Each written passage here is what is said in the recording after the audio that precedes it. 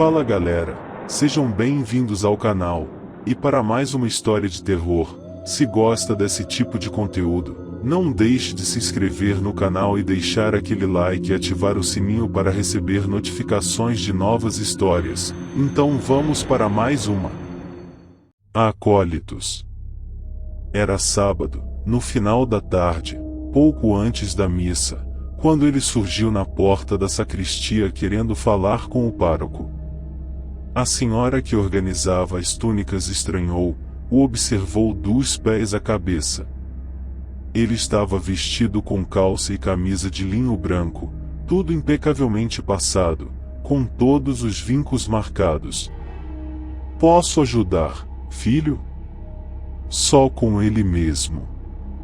E eu não tenho mãe, e respondeu sem olhar nos olhos e sentou no banquinho perto da porta. Vou esperar aqui.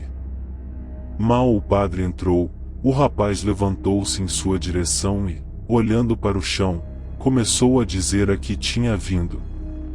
Soube que estão precisando de acólitos aqui, quero ajudar a vocês e a mim, disse com uma assertividade e um tom, até impositivo, que em nada combinava com aqueles olhos arroxeados, a pele muito branca e um aspecto cansado que lhe davam uma aparência bastante frágil para um adolescente. Em poucas palavras, combinaram de começar na noite seguinte. O rapaz disse que já sabia de cor todo o ritual, mas foi exigência do sacerdote que, pelo menos na primeira semana, ele fosse acompanhado por outro coroinha, a fim de evitar qualquer problema, e depois os dois revisariam os dias da semana. Era verdade, logo no primeiro dia, o novo ajudante mostrou que sabia cada movimento, cada gesto, e cumpria suas tarefas na missa com maestria. O tutor não precisou dar uma orientação sequer, nem encontrou espaço para participar da cerimônia. Ficou chateado, e depois, na sacristia, comentou com alguém, mas para que todos ouvissem, e ele precisa aprender a dividir as tarefas. E tem que vivenciar a liturgia, fazer as coisas com o coração. Ser acólito é isso, não é só cumprir as funções. Como resposta, apenas um olhar demorado do novato e um silêncio que durou até todos irem embora. Não se sabe se por constrangimento, raiva ou por qual motivo que seja, aquela foi a última vez que o coroinha mais experiente foi visto na igreja. Dizem que desde aquela noite ele mal saía do quarto, não queria comer, e passava o dia coçando uma ferida que adquiriu no pé direito. Sara morreu, disse a beata das túnicas, ele está com vergonha de vir ou não está podendo andar direito. Na ausência do tutor, o novato assumiu todas as cerimônias da semana sem maiores preocupações. Quieto e atento, fazia tudo no momento certo, na medida certa, nem parecia que estava ali há tão pouco tempo. Passaram-se semanas e ninguém tinha do que reclamar, nem o que elogiar. Discreto, quase passava despercebido durante as missas, exceto por um motivo, sempre durante a consagração da hóstia e do vinho, ele apertava os olhos como se não conseguisse enxergar o que estava diante de si, tentava proteger o rosto com uma das mãos enquanto, com a outra, tocava a campainha, aqueles sininhos dourados, com força desproporcional. Pouca gente percebia, porque era o momento do ritual em que a maioria dos fiéis está de olhos fechados ou de cabeça baixa. Quem notou foi a senhora das túnicas, que passou a observar e uma noite achou por bem alertar o padre, pois as pessoas poderiam estranhar e, em cidade pequena, aquilo seria prato cheio para as más línguas. Na noite seguinte, enquanto o rapaz esperava a hora certa para tocar os sinos chamando os fiéis, o sacerdote subiu as escadarias da torre e pediu uma conversa rápida. Pode falar. Jovem, vim agradecer pelo trabalho que você tem feito na igreja. Todos estamos muito felizes com sua dedicação, você faz tudo impecavelmente, sempre muito atento. Obrigado. E olhe que eu achei que ficaria difícil para você fazer tudo sozinho, e todos os dias. Mas, desde que o seu colega decidiu sair, graças a Deus, você tem? O senhor não veio aqui para falar isso. Eram 6 horas da noite, em ponto. O padre encostou-se na parede tomando um pouco de distância e o rapaz começou a fazer bailar as cordas e os sinos. Os morcegos apareceram em voos desesperados em volta da dupla, e a melodia ecoou pela torre e preencheu toda a igreja, a praça principal e as casas ali perto. Quando o eco daquele chamado perdia força para o silêncio, o rapaz olhou nos olhos do pároco e esperou. Por favor, não encare isso como uma crítica, é apenas curiosidade. Percebi que você fica um pouco inquieto durante a consagração, e às vezes toca a campainha mais forte ou por muito tempo, ou melhor, sem seguir um pulso. Isso pode atrapalhar um pouco e desconcentrar quem quer estar perto de Deus naquele momento tão importante. Então, posso contar com você para ter mais atenção nestes instantes? Sim. Ótimo, obrigado. Então vamos lá, pois falta meia hora para o próximo toque. Dá tempo você ir em casa tomar um café ou ficar lá pela sacristia conversando, descansando. Não precisa esperar aqui, no meio desses morcegos fedorentos. Vamos. Vou esperar aqui. Na missa daquela noite, o acólito permaneceu toda a consagração de olhos fechados e cabeça baixa, tocou os sininhos corretamente, só pelo que ouvia. Depois da cerimônia, ganhou elogios do padre e da senhora, na sacristia, enquanto dobrava a túnica e ajeitava a camisa branca de linho que nunca estava amassada. Ajudou a fechar a porta da igreja e, antes de tomar seu rumo pelas ruas estreitas, observou o padre partir sozinho na Kombi branca e a idosa entrar em casa, que era ali ao lado, e fazer chiados com a boca para chamar os gatos. No dia seguinte, era só sobre o que se falava na pequena cidade. Dona Gertrudes, esse era o nome dela, estava no hospital se recuperando do choque de ter encontrado os gatos, todos os 5, decapitados sobre a mesa de jantar.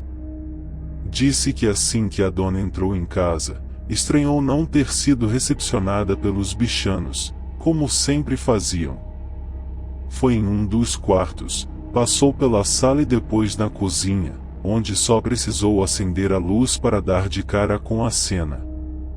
Ela gritou e começou a chorar, depois tudo ficou em silêncio e os vizinhos decidiram arrombar a porta para acudi-la. O estranho é que os corpinhos dos animais estavam distribuídos como se formassem uma estrela, junto com os talheres e cacos de um prato branco, e o pior, não havia vestígio algum de sangue. À noite, o rapaz assumiu o posto na sacristia, organizou as vestes, sui do sacerdote, e com uma toalha nas mãos para não manchar os objetos litúrgicos, deixou tudo pronto para a missa, na mesinha perto do altar. A celebração foi rápida, e o sermão bem curto, mas antes da bênção final, o assunto principal veio à tona no pedido de oração pela recuperação de Dona Gertrudes. Não se sabe como, nem por qual motivo, sabe-se apenas que essa chacina, e assim o crime foi denominado pelo padre, aconteceu enquanto ela estava aqui servindo a Deus e a nossa comunidade. As portas não foram arrombadas, não encontraram as cabeças das pobres criaturas, nem sequer um pingo de sangue. Espero que não tenham sido usadas para rituais obscuros, mas seja o que for, nossa fé é mais forte. Dona Gertrude saiu do hospital depois de alguns dias, mas não quis voltar para casa, foi passar um tempo com a filha. Deixou de ir à missa e não gostava de receber visitas. O coroinha assumiu a sacristia e as missas definitivamente. Chegava no final da tarde e só saía depois de deixar cada coisa bem dobrada, bem guardada e bem limpa. Tudo transcorreu bem durante semanas, até o dia em que o padre chegou e encontrou a igreja ainda fechada, 10 minutos antes da cerimônia. "O que é isso, rapaz? Não quer que tenha missa hoje?" Virou o bispo e agora decide se abre ou não a igreja? "Só sou um." Pois dê seu jeito ou deixe claro que não quer continuar e que vai negar um pedido de Deus. É voluntário, é pela comunidade e tem que ter vocação. Se não tiver, não se preocupe, disse o rapaz, arrastando a porta pesada. Se não tiver, e sem boa vontade, é melhor não continuar. Vou tocar o sino. Tocou mais 2 vezes e o início da celebração foi adiado por meia hora. Mas pouco adiantou, só 4 pessoas atenderam ao chamado e, durante a leitura do Evangelho, chegou mais uma, a mulher recolhia as ofertas. O padre, bem mais calmo e reflexivo, conduziu a missa com tranquilidade e fez um sermão bonito sobre a conversão do apóstolo Paulo. Na consagração, quando quase todos estavam de olhos fechados, um vento frio fez as folhas do missal avançarem e as chamas de algumas velas apagarem. De olhos fechados, com as mãos estendidas sobre a hóstia, o sacerdote continuou o ritual já memorizado. Depois, segurou o cálice com as 2 mãos e repetiu as palavras de Cristo. "Isto é o meu sangue, o sangue da nova e eterna aliança, que será derramado por vós." Não percebeu o acólito ao seu lado, com os braços estendidos e com o manustérgio enrolado nas mãos. "Dê-me o cálice." O padre conseguiu afastá-lo com uma das mãos e apoiar o cálice no altar.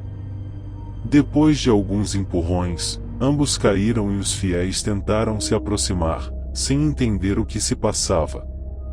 Não conseguiram dar mais que 2 passos naquela direção, pois em um movimento brusco com as mãos, o acólito fez surgir as 5 cabeças dos gatos, exatamente uma para cada fiel que ali estava, bem à vista de todos. Os 2 homens e as 3 mulheres começaram a tremer as pálpebras freneticamente. Correram pela igreja, todos juntos, no mesmo sentido e no mesmo ritmo, e de repente pararam em frente a um dos quadros da Via Crucis. Ajoelhavam e levantavam repetidas vezes, estendiam os braços para a imagem e gritavam como se fizessem súplicas. As luzes se apagavam e acendiam de acordo com a força do vento. No chão, o padre e o acólito trocavam socos, arranhões e dentadas, faziam o que dava para tentar imobilizar um ao outro. "Em nome de Jesus, vá embora", disse o padre com a mão na testa do inimigo, que não perdeu forças, mas se distraiu. O sacerdote levantou-se com dificuldade, conseguiu alcançar a galeta com água, arrancou a tampa e jogou o líquido no rosto do jovem. A pele branca do rapaz parecia ferver, bolhas surgiram imediatamente, seguidas de um grito horrendo de dor ou desespero. De pé, o velho pegou o cálice e o estendeu na direção do vampiro, e ele agora sabia, e moveu a cabeça para os lados, demonstrando desprezo. O ser continuava deitado, com o rosto inchado de bolhas e os olhos avermelhados. A respiração ofegante era denunciada por um grave som gutural, que perdia força aos poucos. "Que Deus tenha piedade de ti." Era o vinho consagrado que querias, o sangue, o sinal da aliança eterna. Bebendo aos poucos, talvez conseguisse resistência a tudo mais que é sagrado. Mas não venceste minha fé. Dito isto, levou o cálice até a boca e bebeu todo o vinho de uma só vez. Uniu as 2 mãos próximas ao rosto e fechou os olhos em agradecimento, com a cabeça um pouco baixa. Olhou para os lados, viu o crucifixo sobre o altar e o empunhou com firmeza. Agachou-se próximo ao vampiro e fez algumas preces. É pelo descanso de sua alma. Levantou a pequena cruz e quando desceu a mão na direção do peito do rapaz caiu sem sentidos. O sangue espirrou, vermelho vivo, de dentro de um corte profundo pouco acima da orelha. Os olhos ficaram estáticos, a respiração cessou. Um pé ferido que se movia lentamente sobre o líquido viscoso que se espalhava pelo chão.